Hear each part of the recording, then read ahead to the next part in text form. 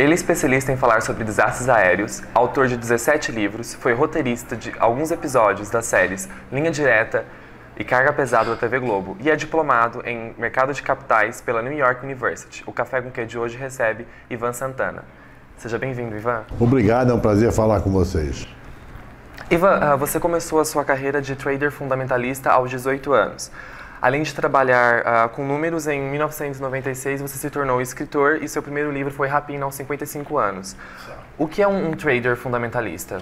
Na verdade, eu não sou um trader. Há dois tipos de traders, tá? O fundamentalista, que estuda o panorama político, econômico, etc., etc. Estuda, por exemplo, qual é a influência do movimento de independência da Catalunha no euro, por exemplo. Esse é um trader fundamentalista. E há o trader técnico, é o trader gráfico, grafista. Ele olha gráficos, ele não quer saber se houve alguma coisa na Catalina. Ele vê pelo movimento do mercado de euro qual é a tendência do euro. Então, na época que eu comecei, em 1958, não existia trader técnico, trader que analisava gráfico. Então todo mundo era fundamentalista, então não havia o termo fundamentalista, tá? Eu era simplesmente um trader. Mas a gente não costuma, entre os traders, ninguém fala, você é fundamentalista, você é técnico. Não. Alguns são as duas coisas, outros em uma época são fundamentalistas, outra época são técnicos, entendeu? Mas a palavra trader é melhor do que trader fundamentalista. Trader é o cara que opera mercados. Qual foi o motivo que o levou a começar a escrever? Olha, eu em 1900 eu sempre fui um leitor ávido, tá? Desde os 9 anos. Lá em casa eu era obrigado a ler. Então minha mãe tinha uma cota de leitura para os filhos e tal. Isso pode ser contraproducente, cara. O garoto detestar livro pro resto da vida, né? Mas não foi o caso lá em casa, porque todos os filhos são escritores, tá? Então nós éramos obrigados a ler, nós tínhamos cota de leitura, tínhamos até censura. A mamãe grampeava as páginas que a gente não devia ler nos livros. Mas enfim, eu desde 9 anos, lendo Monteiro Lobato, lendo Júlio Verne, lendo Mark Twain, enfim, lendo os livros juvenis da época, infantis, juvenis, que eu leio sem parar. Então eu sempre fui interessado em literatura e a condição essencial para um escritor é ler. Ele não precisa nem ter escrito muito, mas se ele não ler, ele não vai ser um escritor. Ele não vai conseguir ser um escritor. Se ele não tiver uma bagagem literária grande, ele não vai conseguir ser escritor. O que me levou a ser escritor foi em eu comecei a escrever em 1993, comecei a pesquisar para o meu livro, meu primeiro livro, que foi Os Mercadores da Noite, em 1993. Mas pesquisava junto com o meu trabalho de operador, eu operava nas bolsas de Nova York e Chicago. E fui me apaixonando pelo meu personagem, pelo Júlio Claras, que era o meu personagem, pela minha história. E houve um momento que eu trabalhava no mercado o dia inteiro e à noite eu trabalhava no meu livro, Mercadores da Noite, e fim de semana eu trabalhava direto no meu livro. E houve um momento, e fui me apaixonando pelo livro, e houve um momento em que eu falei, caramba, eu estou com 50 e tantos anos, 53, 54 anos, 55 já. E, além disso, eu estava interrompendo muito o meu trabalho, porque eu viajei para Chicago, viajei para Devonport, no estado de Iowa, viajei para Nova York, viajei para Bruxelas, viajei para Lausanne, para Londres, Paris, tudo para fazer pesquisas dos Mercadores da Noite. E houve um momento que eu senti que não dava para fazer as duas coisas. E jamais largaria aquele meu livro, jamais largaria o Júlio Claras sozinho e parasse no meio. Então eu falei para minha mulher, escuta, você topa que a gente vai viver só de literatura? Ela falou, top. Eu tinha dinheiro para viver uns 18 meses, e aí então, um determinado dia, não foi no dia último, o último dia útil de abril de 1995, eu levantei da minha mesa lá no banco que eu trabalhava e falei, tô fora, nunca mais volto aqui, nunca mais voltei. Seu livro de mais sucesso foi Caixa Preta, que reconstituiu três desastres aéreos da aviação brasileira. Por qual motivo as pessoas se interessam tanto por esse assunto, desastres aéreos? Bom, antes de mais nada, a Caixa Preta é o de maior sucesso, mas está perdendo o lugar para o Mercadores da Noite. O Mercadores da Noite está vendendo mais, ela está vendendo mais que todos os outros juntos, então eu acredito que agora, antes do final do ano, o Mercadores já passa em Caixa Preta como o meu livro que mais vendeu. Mas até agora, você tem razão, hoje o meu livro que mais vendeu é Caixa Preta. Todo mundo gosta de desastre de avião. Só para você ter uma ideia, o Jornal Nacional tem 25, 30 milhões de espectadores, muito por causa do fato de que toda vez que fala sobre corrupção, e ele fala sobre corrupção o tempo todo, ele tem que dar a explicação de cada um dos acusados, né? Então, aquele é muito chato, né? O Instituto Lula declarou que sempre recebeu dentro da lei, declarou, o deputado Eduardo Cunha, o advogado dele, disse que ele nunca cometeu nenhum ilícito, não sei o quê. E isso aí torna o jornal um pouco enfadonho. Então, quando tem um desastre de avião, quando teve, por exemplo, o desastre da Chapecoense e o desastre que matou o ministro Teori Zavascki, a audiência pulou para 55 milhões. Eu sei porque nos dois casos eu participei da bancada do Jornal Nacional. Todo mundo se interessa. E desastre de avião é um negócio que atrai tantas pessoas que, por exemplo, se cai um avião lá na Malásia, sai na primeira página do jornal, o jornal fica vários dias falando sobre aquilo. Por outro lado, se há um naufrágio de um ferry boat lá nas Filipinas que mata 500, sai lá no meio do jornal e tal.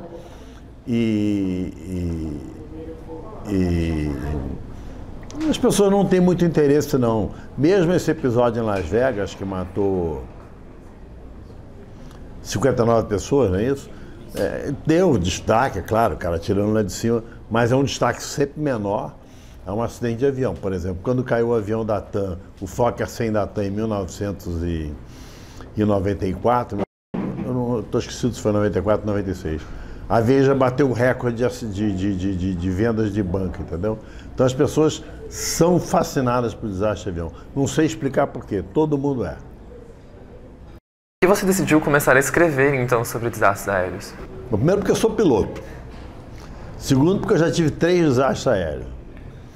E terceiro porque eu sou muito interessado em desastre de avião. Então eu já, quando comecei a escrever o Mercadores, eu sabia que ali adiante eu ia escrever sobre desastres aéreos, porque é um assunto que eu conheço, que eu gosto, entendeu? E hoje em dia até sou referência sobre desastres aéreos. Assim, geralmente eu fico sabendo do desastre aéreo pela própria imprensa. Me liga a Fátima Bernardes de manhã, 6 horas da manhã, caiu um avião da Chapecoense ontem à noite. E eu falei, e como foi? Não, parece que morreu quase todo mundo e tal. Então eu já fico sabendo. Ou então me liga um jornal americano, Miami Herald, Ivan, o que você acha da queda do avião da Lufthansa? Falei, caramba, eu nem sabia que tinha caído o avião da Lufthansa. Aí ligo a CNN para ver, entendeu? Então, hoje em dia eu sou uma referência sobre desastre de avião. E é aquela história, é um negócio que vai ser, é um círculo vicioso. Eles te chamam porque houve um desastre de avião, aí você se interessa mais por desastre de avião, aí fala mais sobre desastre de avião, eles chamam. Então todos os jornais, revistas e emissoras de televisão acabam me chamando sempre que há um desastre de avião. Às vezes até brigam lá para ver quem vai conseguir me chamar. Você consegue trazer o drama dos acidentes aéreos com toques literários de suspense. Certo. Como foi a transição entre a linguagem mais técnica para a estilística literária? Isso é uma característica minha, tá? Quando eu escrevo um livro sobre mercado financeiro, uma ficção, a pessoa chega lá no final do livro entendendo de mercado financeiro sem desgaste nenhum, aquele desgaste mental de ter que estudar, ela vai aprendendo naturalmente. A mesma coisa acontece nos meus livros sobre desastre aéreo. Por exemplo, se eu falo que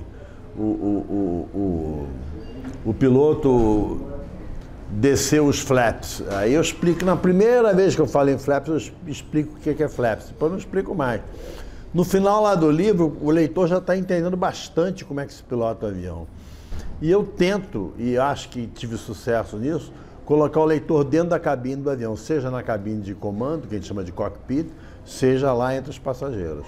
Por isso que eu gosto de desastre que tenha sobrevivente, porque aí eles me contam a história, como é que eles sentiram, como é que foi dentro do avião. Quando não tem sobrevivente, eu tenho mais só a parte da cabine, porque fica gravada na caixa preta. Seu mais recente livro, que fala sobre desastres aéreos, se chama Voo Cego. Voo Cego. E você disse em entrevista ao Estadão que o acidente deste voo se assemelha ao acidente aéreo chapecoense. Por que eles são parecidos? Porque os dois aviões caíram pelo mesmo motivo, falta de combustível. Entendi. O voo de Voo Cego, que é o voo 402 da Avianca, que decolou de Medellín, na Colômbia, para Nova York, em 25 de janeiro de 1990, ele chegou em Nova York com 2 horas de combustível suficiente. Dava tempo de circular, tá? Mas em função da dificuldade de comunicação em espanhol, dos dois pilotos colombianos, com as torres, com os controladores de torre de Nova York, que são muito arrogantes e falam inglês rápido, com gíria de Nova York, eles supõem que todo mundo tem que falar inglês bem. Então, a falta de comunicação, a torre não entendeu o que o avião da Avianca, a situação real do avião da Avianca, e o avião não entendia direito o que estava acontecendo, o que a torre estava falando. Então, pelo fato de o avião não ter usado existem 3 palavras que fazem com que o avião tenha prioridade sobre todos os outros. Uma é emergency, quer dizer, emergência, a outra é pam, pam, pam, e a outra é mayday, mayday. Se você não fala uma dessas 3 palavras, os controladores, bitolados como são, eles não entendem que aquele avião está com emergência de combustível. Embora o copiloto desse voo da Colômbia várias vezes tenha falado que o nosso combustível está acabando. Mas eles foram muito inocentes. Se fosse um piloto americano, um piloto mais expert, um piloto já com mais vivência, ele teria posado. Falou, olha, se não posar, eu vou cair em cima da cidade de Nova York, vou matar um monte de gente, então me põe na frente e acabou. Mas não, ele era tímido, ele ia obedecer na torre, mesmo que essa obediência os levasse à morte, como foi o caso. Eles morreram, os pilotos morreram. Estou aqui na entrevista que foi piloto, né, de monomotor, paraquedista, certo? Não, isso é paraquedista. Quando eu falo sou piloto, porque você é piloto, você não deixa de ser piloto. Sim. É como se você é motorista de carro. Mesmo que você não renove sua carteira, você continua sendo motorista até morrer. Então eu sou piloto porque eu sei pilotar, apenas não piloto mais avião, porque eu não passaria no exame médico. Minha carteira de meu certificado médico está vencido, e se eu chegar lá, o cara não deixa eu pilotar de jeito nenhum. Mas piloto de vez em quando, assim, eu vou com outro piloto. Outro dia mesmo pilotei em São Paulo.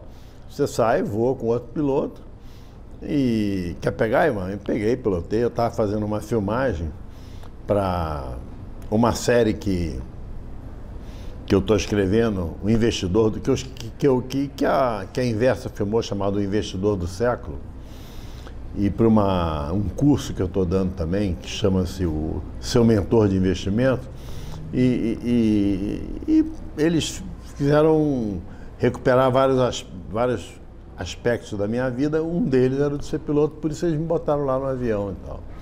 E sou paraquedista porque eu comecei a pular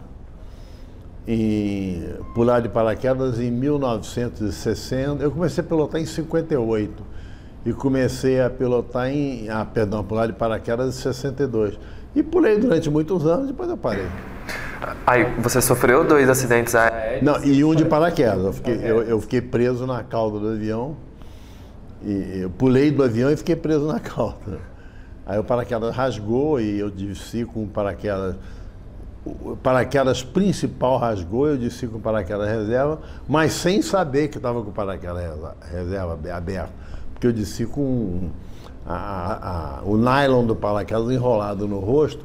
Então eu não sabia se eu estava descendo, com que velocidade eu estava descendo, onde eu ia cair, como eu ia cair. Mas caí numa árvore lá, quebrei umas costelas e tal, e foi tudo bem. Mas foi um acidente que assustou muito quem estava lá embaixo, e evidente que me apavorou lá, caindo, sem saber como é que estava, como é que eu tinha falado, vou morrer quando chegar lá no chão, né? E demorou a chegar. Então você vivenciou experiências traumáticas e mesmo assim escreve sobre o assunto? Acho que não tem nada a ver, né? Mas então assim, como é isso? Não, na verdade, eu já tive desastre de avião e voei no mesmo dia. Eu tive um desastre de manhã e voei de tarde.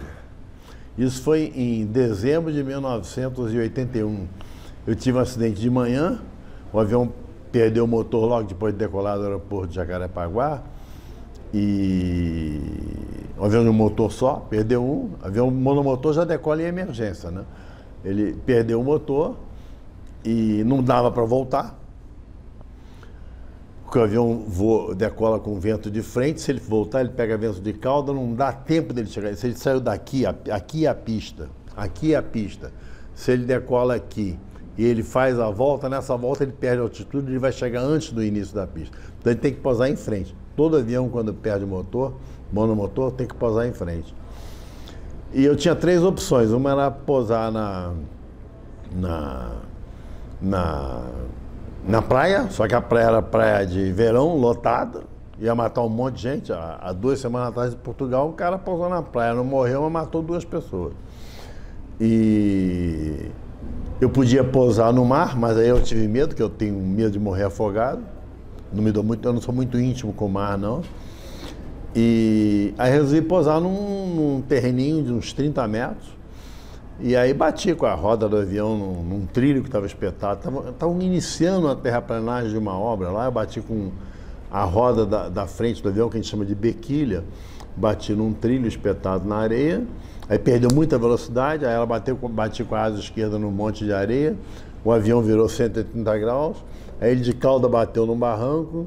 Aí ele subiu na Avenida Alvorada, que atualmente chama essa Avenida Ayrton Senna, e bateu num Opala, mas aí ele já estava com velocidade baixa. Então eu não tive nenhum arranhão.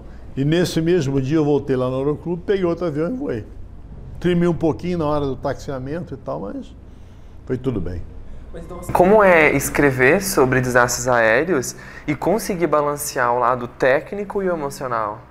Não, eu transfiro o lado emocional lá para o leitor, quer dizer,